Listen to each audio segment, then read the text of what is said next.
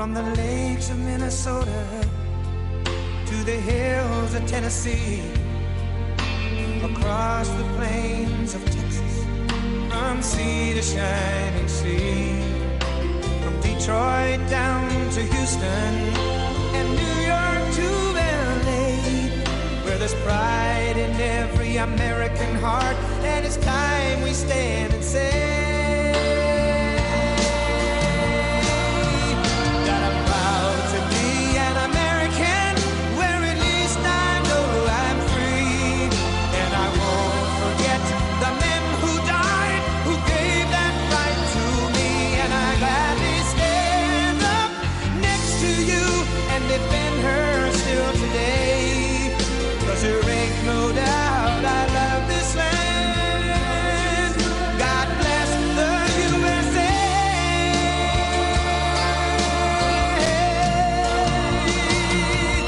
And I'm proud to be an American, where at least I know I'm free, and I won't forget the men who died, who gave that right to me, and I gladly stand up next to you and defend her still today, 'cause there ain't no doubt I love this land.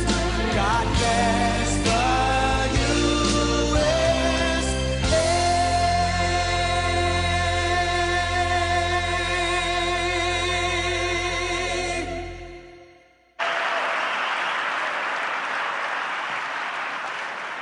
Well, thank you very much. It's an honor to be here. What a great place. What a great place, but more importantly, what great people. I want to thank His Royal Highness, the Crown Prince, for that incredible introduction. He's an incredible man. Known him a long time now. There's nobody like him. Thank you very much. Appreciate it very much, my friend. And it's a tremendous honor to return to this beautiful kingdom and be welcomed back with such extraordinary generosity and warmth. I've never forgotten the exceptional hospitality showed to us by King Solomon, who's just, we talk about a great man. That is a great man. That is a great man, a great family. And that visit took place exactly 8 years ago. The graciousness of the royal family and the Saudi people is really unsurpassed, no matter where you go. Let me also thank the countless ministers, government officials, business leaders, and distinguished guests for that warm welcome. Very warm, and I know so many of you. I'd like to call out all of your names, but we have a lot of problems. We'd be here for a long time. We don't want that, so don't be upset. With this historic state visit, we celebrate more than 80 years of close partnership between the United States and the Kingdom of Saudi Arabia. Ever since President Franklin Roosevelt met with King Solomon's father, King Abdul Aziz, aboard the USS Quincy in 1945, the U.S.-Saudi relationship has been a bedrock of security and prosperity. Today, we reaffirm this important bond, and we take the next steps to make our relationship closer, stronger, and more powerful than ever before. It is more powerful than ever before.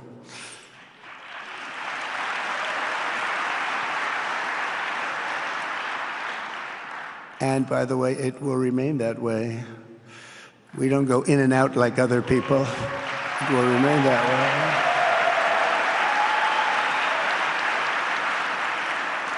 I've come this afternoon to talk about the bright future of the Middle East, but first let me begin by sharing the abundance of good news from a place called America. In less than 4 months, our new administration has achieved more than most other administrations accomplish in 4 years or even 8 years. We've actually done, for the most part, more. The day I took office, we inherited, thank you. Thank you. The day I took office, we inherited a colossal invasion on our southern border, an invasion like you'd never want to see here. Nobody should ever want to see it. But within weeks, we slashed illegal border crossings to an all-time low, down 99.999%. That's good, even for this great gentleman standing right in front of me. That's a good number. We had hundreds of thousands of people. They came in at the same time last year, and last month we had, in this massive border, 3 people that got in. That's quite a difference, and we have no choice but to get a lot of the people that came in, because they were not the best people. They were, in many cases, very bad people. We're getting them out. We're getting them out very fast. We're bringing them back to where they came from. We have no choice. After years of military recruiting shortfalls, enlistments in the U.S. Armed Forces are now the highest in 30 years because there is such an incredible spirit in the United States of America. We have tremendous spirit again. Just about a year ago, it was a big story, front page on every paper all over the world, that nobody wanted to enlist in our military, meaning we were way under enlisted. And just last week it came out that we had the strongest enlistment. They say 30 years, but probably it's maybe ever. They don't go back that far. It's the best, and that includes police officers, firemen, everything else. Is a great spirit in the United States right now. A brand new poll from Rasmussen just showed that the number of Americans who believe the nation is on the right track, they have a right track, wrong track, is now the highest in over 20 years. And it hasn't been anything like this because for many years it was the wrong track. And I can tell you for the last 4 years it was definitely the wrong track, but it's the highest it's been in many, many years. We renamed the Gulf of Mexico into the Gulf of America. That was very popular, other than perhaps with Mexico. And most importantly for the people in this room, the days of economic misery under the last administration are rapidly giving way to the greatest economy in the history of the world.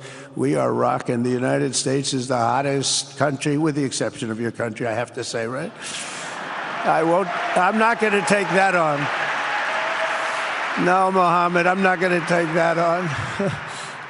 Wouldn't that be a terrible thing if I made that full statement? But I will not do it. You're hotter. At least as long as I'm up here, you're hotter.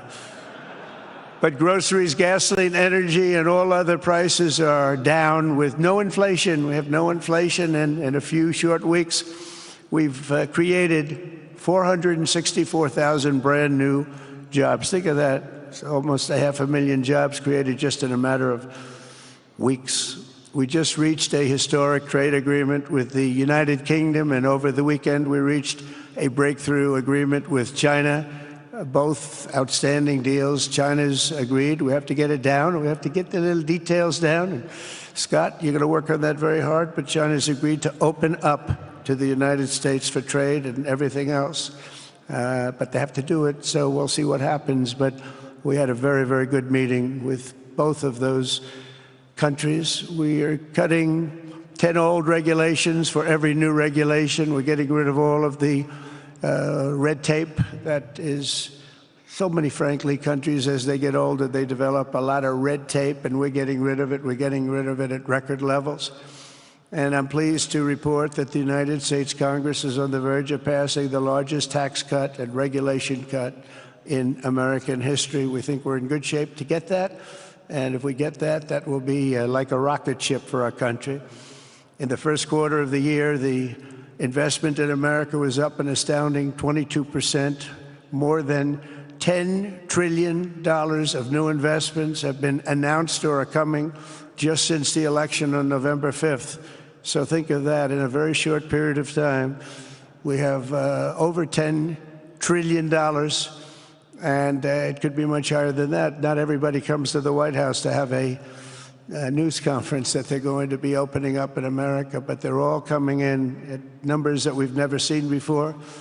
If you take a look at other presidencies, they wouldn't do $1 trillion sometime in years. We did this in essentially 2 months because you have to say we got into office and They gave me about a month to clean up and fix up the Oval Office, and after that, we started working. And the money is pouring in, the jobs are pouring in, the companies are pouring into our country like we've never seen before. There's never been anything like it.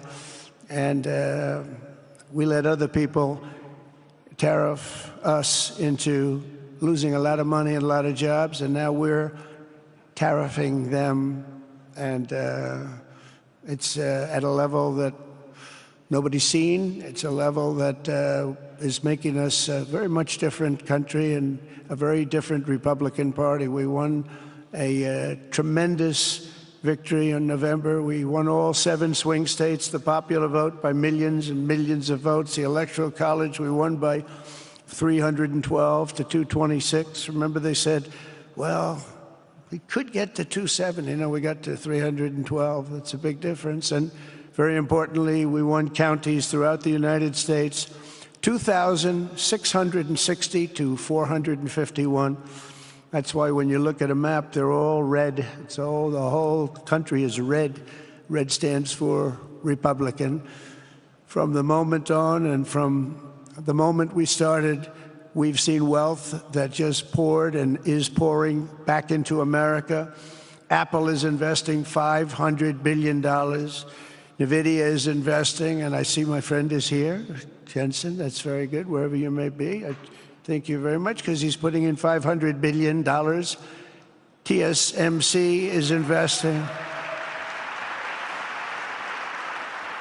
Where is Jensen, by the way? Where is he? He's standing here. Where is he? I just saw that. Thank you very much, Jensen. I mean, Tim Cook isn't here, but you are. What a job you've done.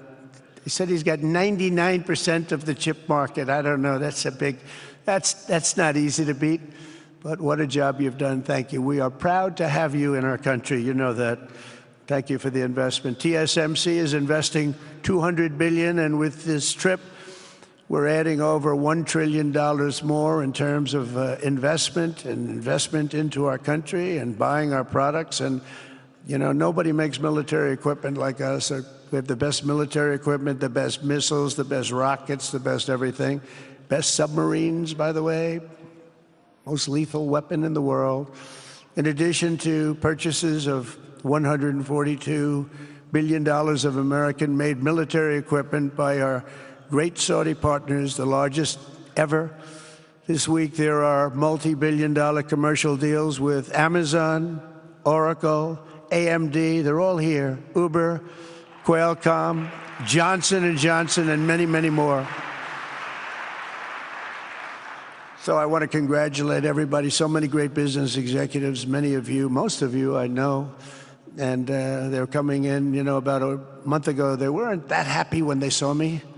And now they're saying, sir, you're doing a great job. Thank you very much.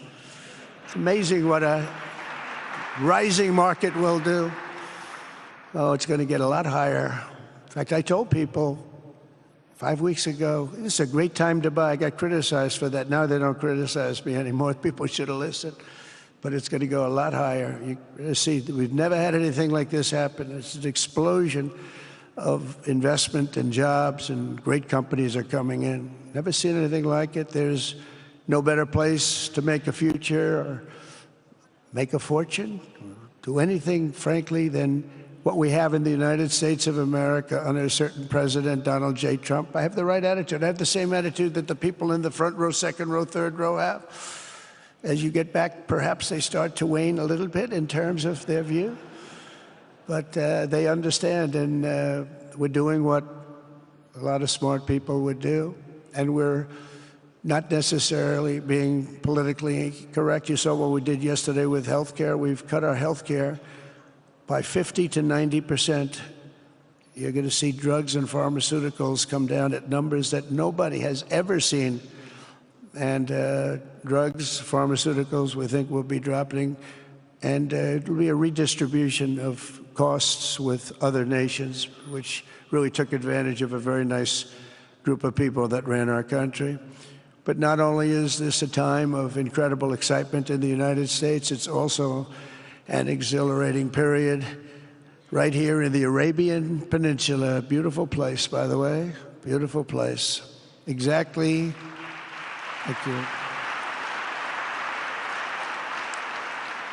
Exactly 8 years ago this month, I stood in this very room and looked forward to a future in which the nations of this region would drive the forces of terrorism and extremism, drive them right out of existence, and take your place among the proudest, most prosperous, most successful nations anywhere in the world as leaders of a modern and rising Middle East. So exciting, so exciting.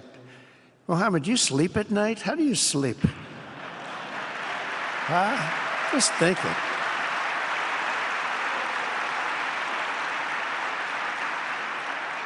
What a job. He tosses and turns like some of us. Tosses and turns all night. How do I make it even better all night? It's the ones that don't toss and turn. They're the ones that will never take you to the promised land, won't they? But you have done some job. True. But critics doubted that it was possible what you've done. But over the past 8 years, Saudi Arabia has proved the critics totally wrong. The transformation that has occurred even by these incredible business leaders. I mean, you had the biggest leaders in business anywhere in the world standing right before us. But the transformation that has occurred under the leadership of King Salman and Crown Prince Mohammed has been truly extraordinary. Such a thing has, I don't think, ever happened before. I've never seen anything at that scale happen before. And I guess, you know, maybe you could say the United States is doing pretty well, too, you know, but I don't think too many people have seen that happen before. Majestic skyscrapers, the towers that I see, the difference between now and 8 years ago. And 8 years ago was very impressive, but the towers that I see rising, some of the exhibits that I was shown by Mohammed, what I've seen there is just an amazing, it's an amazing process, amazing genius of so many people, architecture, but I have a feeling I know where many of those ideas came from. Happens to be sitting right in this room right before me, but the towers and all of the different, I've seen a lot of different towers. I didn't think there's any version of a tower that I haven't seen in one form or another. I just passed 4 exhibits. I have never seen anything like any of them. So it's going to be very exciting. And they sit among the ancient wonders of a growing and exciting city. It's really amazing. Riyadh is becoming not just a seat of government, but a major business, cultural, and high-tech capital of the entire world. The World Cup is here. Johnny, just stand up, Johnny. Johnny, thank you, Johnny.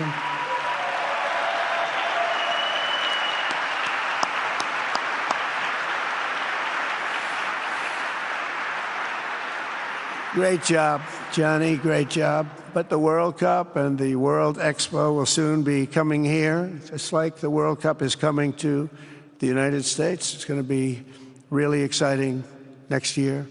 The engines of Formula One racing now roar through the streets of Jeddah in a historic milestone. Other industries recently surpassed oil. Think of it, all of your other industries now have surpassed oil. I don't know if a lot of people will understand what that means. It's so big to make up a majority of the Saudi economy for the very first time ever. So think of that. Other industries are now bigger even than oil, which is always going to be a big monster. It's a big one. But that's a great tribute to you and economic development properly used. In other cities throughout the peninsula, places like Dubai and Abu Dhabi, Doha, Muscat, the transformations have been unbelievably remarkable. Before our eyes, a new generation of leaders is transcending the ancient conflicts of tired divisions of the past and forging a future where the Middle East is defined by commerce, not chaos, where it exports technology, not terrorism, and where people of different nations, religions, and creeds are building cities together, not bombing each other out of existence. We don't want that.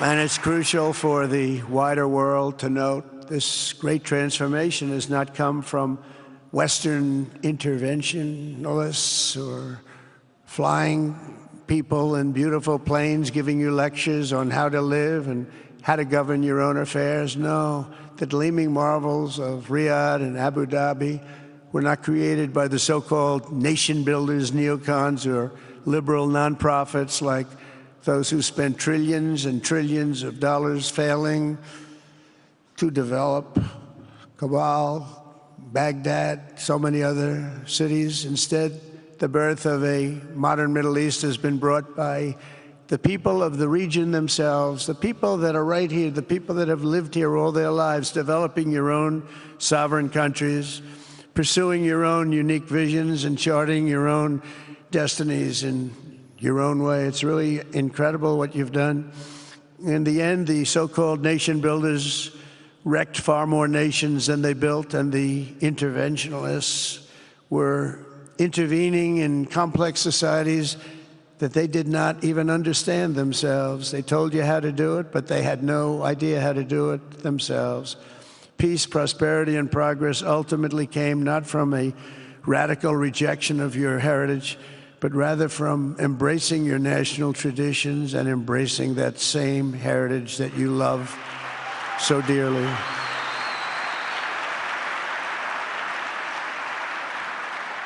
And it's something only you could do. You achieved a modern miracle, the Arabian way. That's a good way.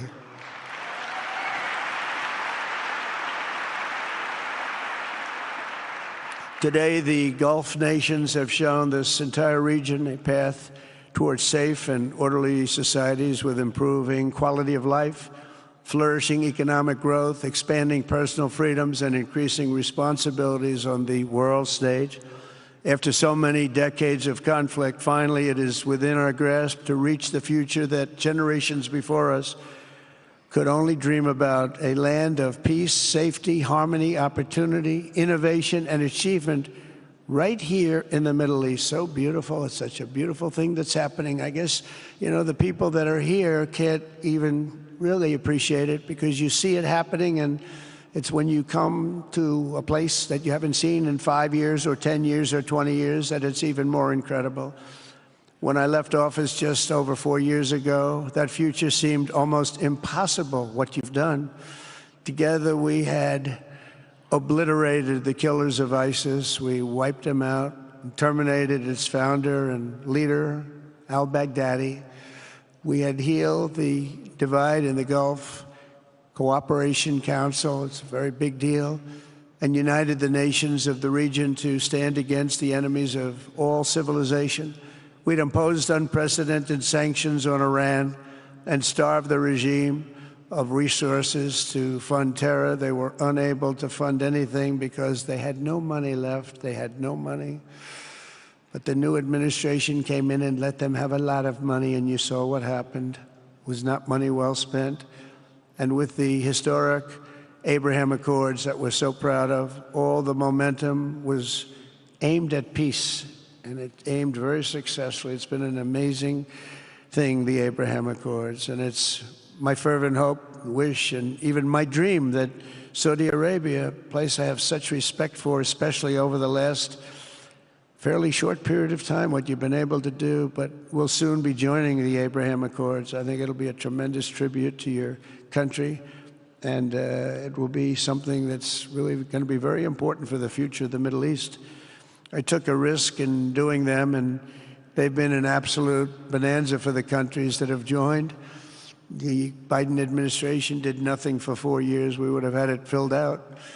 But it will be a special day in the Middle East with the whole world watching when Saudi Arabia joins us, and you'll be greatly honoring me, and you'll be greatly honoring all of those people that have fought so hard for the Middle East, and I really think it's going to be something special, but you'll do it in your own time, and that's what I want, and that's what you want, and that's the way it's going to be. When I left office, the only thing still standing between this region and its unbelievable potential was a small group of rogue actors and violent thugs seeking constantly to drag the Middle East backward and into havoc, mayhem, and indeed into war. Unfortunately, instead of confronting these destructive forces, the last U.S. administration chose to enrich them and empower them and give them billions and billions of dollars. The Biden administration, the worst administration in the history of our country, by the way, spurned our most trusted and longstanding Gulf partners, and I can say partners worldwide, one of our great, great partners, no matter who we look to, and we have great partners in the world, but we have none stronger and nobody like the gentleman that's right before me. He's your greatest representative, greatest representative.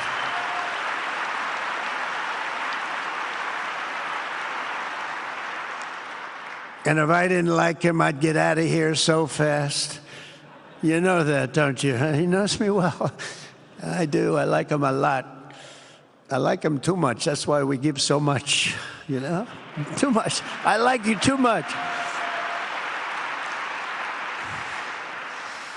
Great guy. They lifted sanctions on Iran in exchange for getting nothing, and sent the regime tens of billions of dollars to fund terror and death all over the world. And they laughed at him. They laughed at our leader.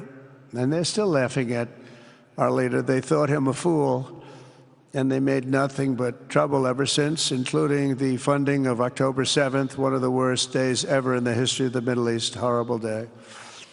Biden removed the Houthis from the list of foreign terrorist organizations, even while missiles and drones were being launched right here at your beautiful city of Riyadh, and launched at ships if they happened to be sailing in the wrong location.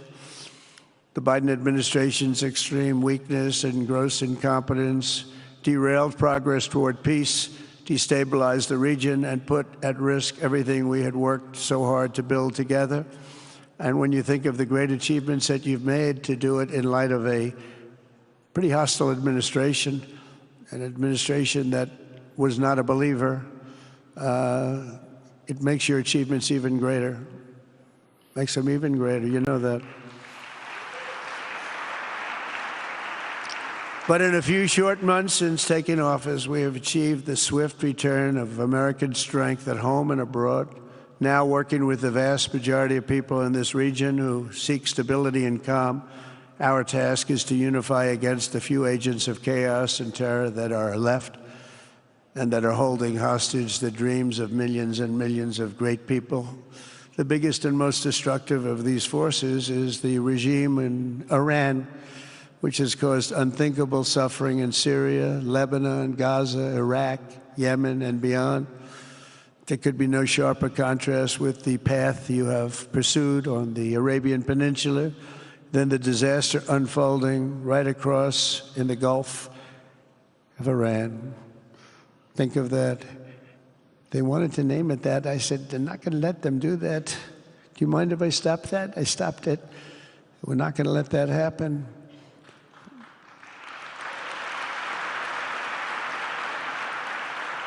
While you have been constructing the world's tallest skyscrapers in Jeddah and Dubai, Tehran's 1979 landmarks are collapsing into rubble and dust. They had it going for a little while under a much different system, but those buildings are largely falling apart, falling down, while you're building some of the world's biggest and most incredible infrastructure projects, buildings, all sorts of things you're building that nobody's ever even seen before.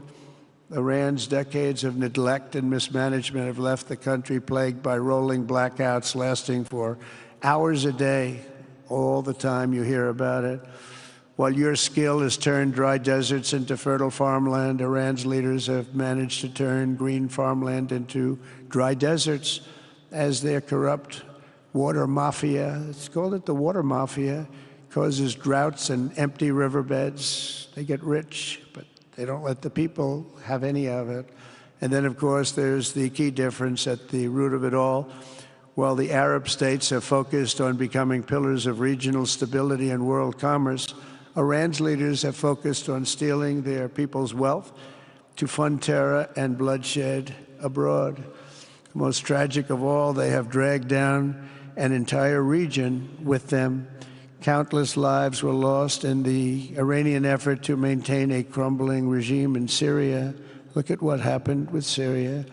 In Lebanon, Their Hezbollah proxies have pillaged the hopes of a nation whose capital, Beirut, was once called the Paris of the Middle East. Can you imagine?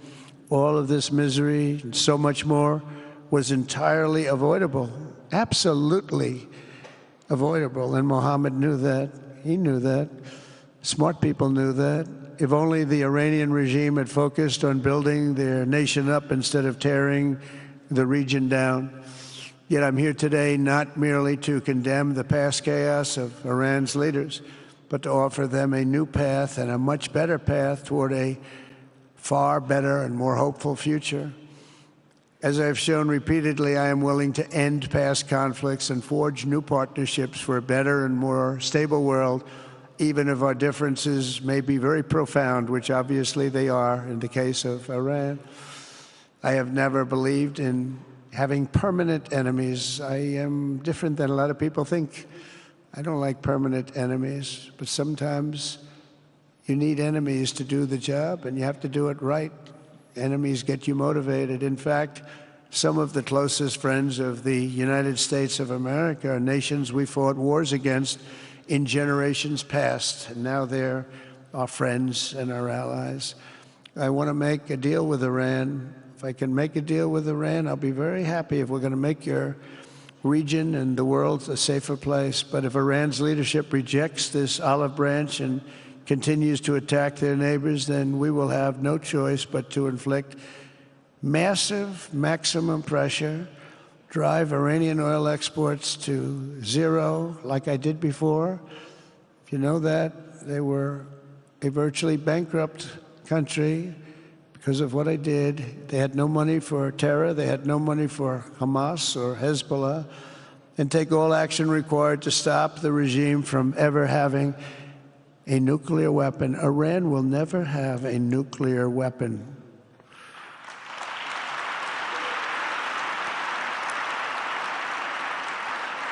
But with that said, Iran can have a much brighter future, but will never allow America and its allies to be threatened with terrorism or nuclear attack.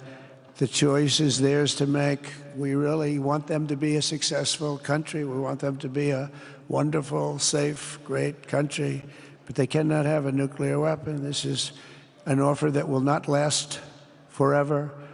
The time is right now for them to choose. Right now, we don't have a lot of time to wait. Things are happening at a very fast pace. They're happening right here. They're happening at a very fast pace. So they have to make their move right now, one way or the other. Make your move. As I said in my inaugural address, my greatest hope is to be a peacemaker and to be a unifier. I don't like war. We have the greatest military, by the way, in the history of the world. You know, I rebuilt our military in my first 4 years and rebuilt it into the most powerful military there is. And you saw that when I knocked out ISIS in 3 weeks. People said it would take 4 years, 5 years. I did it. We did it in 3 weeks. Just days ago, my administration successfully brokered a historic ceasefire to stop the escalating violence between India and Pakistan. And I used trade to a large extent to do it. I said, fellas, come on, let's make a deal. Let's do some trading. Let's not trade nuclear missiles. Let's trade the things that you make so beautifully. And they both have very powerful leaders, very strong leaders, good leaders, smart leaders. And it all stopped. Hopefully it'll remain that way, but it all stopped. I was very proud of Marco Rubio and all of the people that worked so hard. Marco, stand up. What a great job you did on that. Thank you, J.D. Vance, Marco. The whole group worked with you, but it was a great job.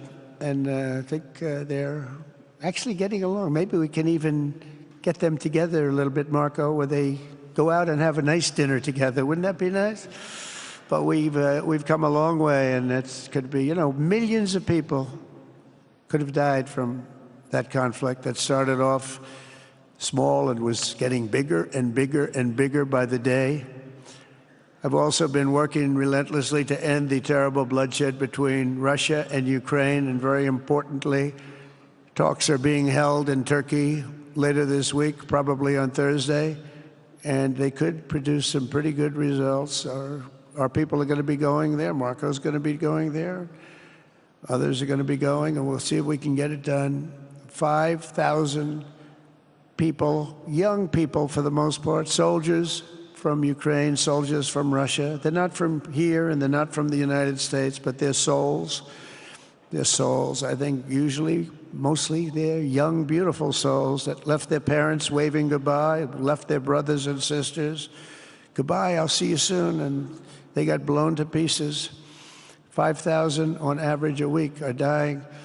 And people are dying elsewhere in the region, but tremendous numbers like we haven't seen since World War II are dying. And I want to stop it. I want to stop it. It's a horrible war. Would have never happened if I were president. That's a war that would have never happened. October 7th would have never happened if I were president, because Iran had no money to pay Hamas or anybody else. They had no money. They were not looking to take care of them. They had to take care of themselves. They had no money. We stopped their oil effectively with the embargoes and sanctions. But let me take this opportunity to thank the Kingdom of Saudi Arabia for the constructive role that you've played in facilitating the Ukraine talks. And it really is, you've been amazing. You've made everything available to us. Thank you very much. Thank you. And if we get that settled, we'll pay a special tribute to what you've done. You really did lay a great groundwork. Thank you very much. Appreciate it. The West should not be dragging itself backward into another endless war in Europe, yet another endless war. We should stop the killing and work together to address the biggest long-term threats as one unbeatable team. Think of us as an unbeatable team. I mean, when you look at what you've done here, that's much more difficult than stopping stupidity. Think of it. It's stupidity. What you've done is much more difficult, and you did it better than anybody else has ever done it. As President of the United States,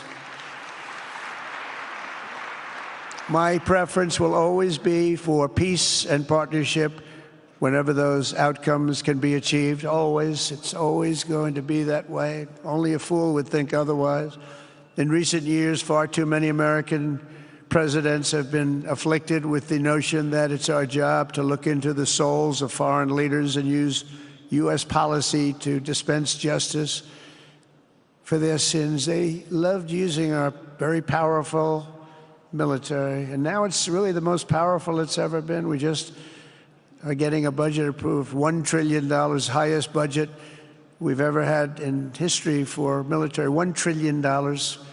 And we're getting the greatest missiles, the greatest weapons. And, you know, I hate to do it, but you have to do it because we believe in peace through strength. You have to have the strength, otherwise bad things could happen. But hopefully we'll never have to use any of those weapons. Seems to be an awfully big waste of money if you're never going to use them, but hopefully we'll never have to use them because the destructive power of some of those weapons are like nobody's seen before. I believe it is God's job to sit in judgment, my job to defend America, and to promote the fundamental interest of stability, prosperity, and peace. That's what I really want to do. I will never hesitate to wield American power if it's necessary to defend the United States or to help defend our allies.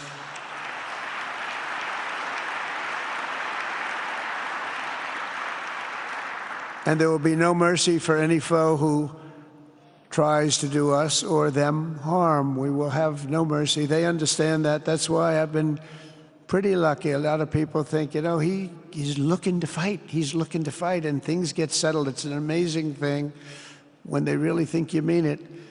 But we do. We have the greatest military, the strongest military, stronger than any. Nobody's even close. We have the best weapons in the world. But we don't want to use them. If you threaten America or our partners, however, then you'll be faced with overwhelming strength and devastating force. We have things that you don't even know about, you don't hear about. And if you did, you'd say, wow. In recent weeks, following repeated attacks on American ships and freedom of navigation in the Red Sea, the United States military launched more than 1,100 strikes on the Houthis in Yemen. As a result, the Houthis agreed to stop. They said, we don't want this anymore. It's the first time you've heard that from them, too. They're tough. They're fighters. But just days ago, we were asked to cease targeting commercial. They were not going to be targeting commercial ships in any way, shape, or form, or anything American. And they were very happy that we stopped. But we had 52 days of thunder and lightning like they've never seen before. This was a swift, ferocious, decisive, and extremely successful use of military force. Not that we wanted to do it, but they were shooting down ships. They were shooting at you. They were shooting at Saudi Arabia. We don't want them shooting at Saudi Arabia, if that's okay. So we hit them hard. We got what we came for, and then we got out. Since January 20th, the U.S. military has terminated 83 terrorist leaders operating across Iraq, Syria, and Somalia, including ISIS's #2 global leader. You read about that just recently. With the help of Pakistan, we apprehended the ISIS terrorists responsible for the attack on 13 American service members at Abbey Gate, that horrible, horrible disaster. During this Afghanistan withdrawal, you know, that's another thing that we don't even think about so much anymore. 13 died, but 42 were horribly wounded. But hundreds of people died overall, because I count the people on the other side.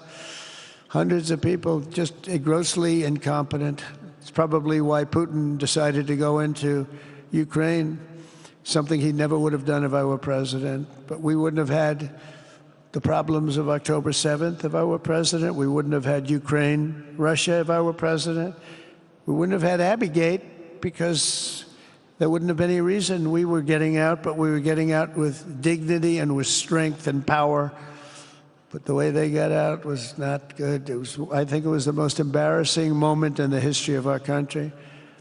And we've been working tirelessly to bring back all hostages held by Hamas. We brought back a lot already, but we're bringing back more.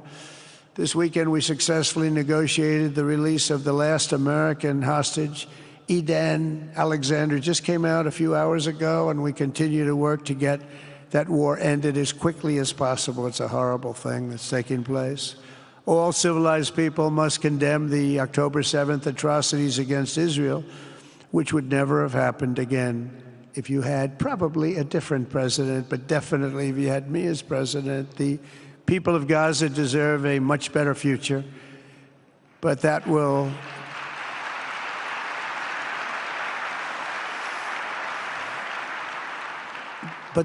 or can not occur as long as their leaders choose to kidnap, torture, and target innocent men, women, and children for political ends. The way those people are treated in Gaza, there's not a place in the world where people are treated so badly. It's horrible. After years of suffering, two of the nations most ravaged by terror are finally beginning to end their long nightmares under the new generation of leaders. In Lebanon, where a friend of mine has just become the ambassador. He's going to be great. I said, you know, that could be a very dangerous job. He said, I was born there. I'm Lebanese. I love that country. I said, but it's very dangerous. You know, this is a friend of mine from New York. I said, but it's very dangerous. Are you sure you want to do it? I never thought of him as being a warrior, but he is a warrior. He loves his country. He said, if I'm injured or die, I'm dying for a country that I love. He grew up there. It's horrible what's happened in Lebanon, but you have a great ambassador, I can tell you that. In Lebanon, which has been endlessly victimized by Hezbollah and their sponsor, Iran, a new president and prime minister brought the first real chance in decades for a more productive partnership with the United States, and we're going to work with their new ambassador and everybody else, Marco, and we're going to see if we can really help them out and let them get over that very high grid that they're going to have to get over. My administration stands ready to help Lebanon create a future of economic development and peace with its neighbors. They have tremendous people in Lebanon. Doctors, lawyers, great professional people. I hear it so many times. Likewise, in Syria, which has seen so much misery and death. There is a new government that will hopefully succeed in stabilizing the country and keeping peace. That's what we want to see in Syria. They've had their share of travesty, war, killing, many years. That's why my administration has already taken the first steps toward restoring normal relations between the United States and Syria for the first time in more than a decade. And I'm very pleased to announce that Secretary Marco Rubio will be meeting with the new Syrian foreign minister in Turkey later this week. And very importantly, after discussing the situation in Syria with the Crown Prince, your Crown Prince,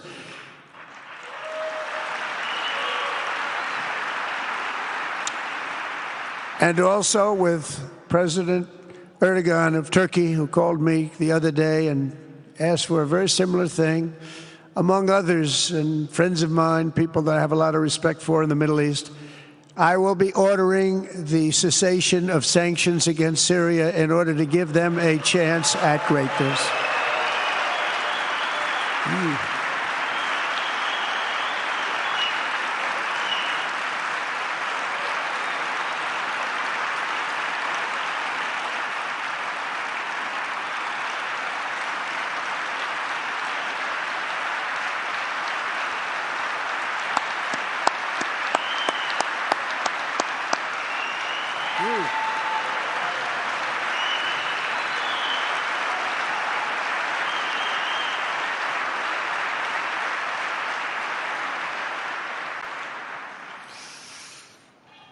Oh, what I do for the Crown Prince. The sanctions were brutal and crippling and served as an important, really an important function, nevertheless, at the time. But now it's their time to shine. It's their time to shine. We're taking them all off, and they're going to have, I think they're going to have, based on the people and the spirit and everything else that I'm hearing about. So I say, good luck, Syria. Show us something very special like they've done, frankly, in Saudi Arabia, okay? They're going to show us something special. Very good people. Everywhere we can, my administration is pursuing peaceful engagement, offering a strong and steady hand of friendship to all that will take it in good faith. Together, we have made unprecedented strides and tremendous progress, and we're still just at the dawn of the bright new day that awaits for the people of the Middle East, the great, great people of the Middle East. If the responsible nations of this region seize this moment, put aside your differences and focus on the interests that unite you, then all of humanity will soon be amazed at what they will see right here in this geographic center of the world. It really is. It's like a center of the world and the spiritual heart of its greatest faiths. For the first time in 1,000 years, the world will look at this region not as a place of turmoil and strife and war and death, but as a land of opportunity and hope, just like you've done right here, a cultural and commercial crossroads of the planet. Security and stability will lift millions into lives of safety and success, and the nations of this region will be free to realize your highest destinies, honor your proud histories, harness amazing new opportunities, and bring incredible glory to Almighty God. People will come from all over the globe to be inspired by the cities you build, the businesses you create, the technologies you invent, and the beauty, talent, and potential you unleash right in the hearts of your citizens. Each of you will be able to take tremendous pride in the legacy you will leave to your children, because you will have given them the ultimate blessings of prosperity and peace. So important. In the United States, we've launched the golden age of America. It's the golden age. We see it. We see it with all that money, trillions and trillions of dollars pouring in, hundreds of thousands of jobs coming in with it. And with the help of the people of the Middle East, the people in this room, partners throughout the region, the golden age of the Middle East can proceed right alongside of us. We will work together We will be together. We will succeed together. We will win together. And we will always be friends.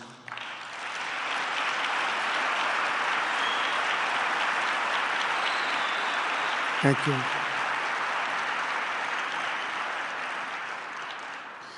So, Mohammed, I want to thank you again very much for having me. And as a representative of what I think is the greatest nation in the world, we are with you all the way, and you have a tremendous future. Thank you very much. And please pay my respects to your father. Thank you very much. Thank you.